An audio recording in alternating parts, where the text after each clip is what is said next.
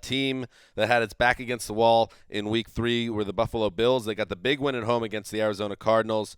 And now they got an even bigger task because now they got to go up to New England to face the New England Patriots, who are 3-0. I don't know if anyone has been talking about this, with their assortment of quarterbacks not named Tom Brady.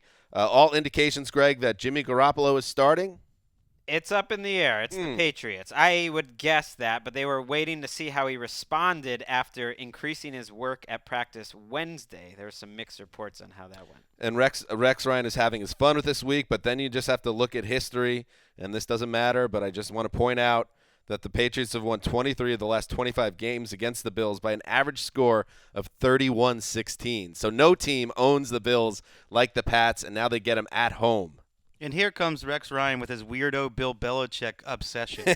Why does this happen every time? Every year. It's so weird. I will throw some, as a certified Rexpert, I think he might realize he might not have too many of these left. It could be the last time he ever gets to be a contemporary with Belichick talking about He's Patriots not a week. contemporary.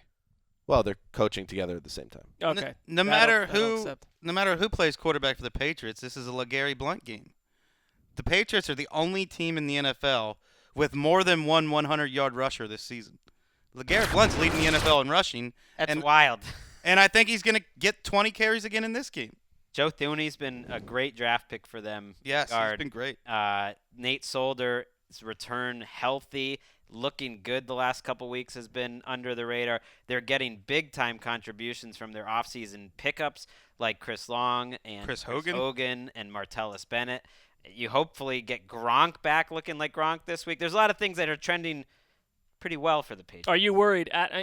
Greg, as a Patriots fan, does this game concern you more or less than any other game the Patriots have? Well, I don't say that sounded very pat, but I would say this: that no pun intended. In theory, like the Bills, Rex Ryan are all fired up. This is kind of the last stand here before the whole thing burns down in Buffalo potentially. You're concerned? No, because Interesting question. Relatively, no, because Sammy Watkins is looking unlikely to play this week. He seems like I he's think this headed toward Patriots the IR. defense has a chance to be really good, and they have been so far. This is an offense that you should be able to contain. It's limited. Here's the case for the Bills hanging in this game.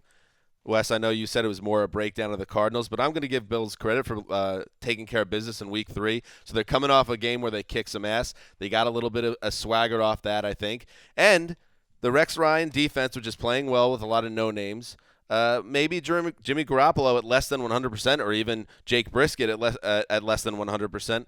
They struggle against the Rex defense. I will say, that's true. Tell me if anyone saw something different, but the Bills, and I get the Cardinals, traveling to the East Coast, not a prime situation for them. They got beaten up on both. Buffalo beat them up on both sides of the ball. I don't think a lot of people saw that coming. So can that translate? That's the question. If Jacoby Brissett is starting and it's not Garoppolo, that's a huge difference. I don't buy the notion. Well, either one, you got to be ready for it. There's a big difference. Tell the Texans that. Well, there's a huge difference. Well, he didn't play that Garoppolo's well. He's a very limited player. He was a lot more limited for that game, I guess you could say, than Cody Kessler was for the Browns, for instance. You got to win with defense, and the Texans played into their hands. Garoppolo's Week 2 game was one of the best games I've seen by a quarterback this year.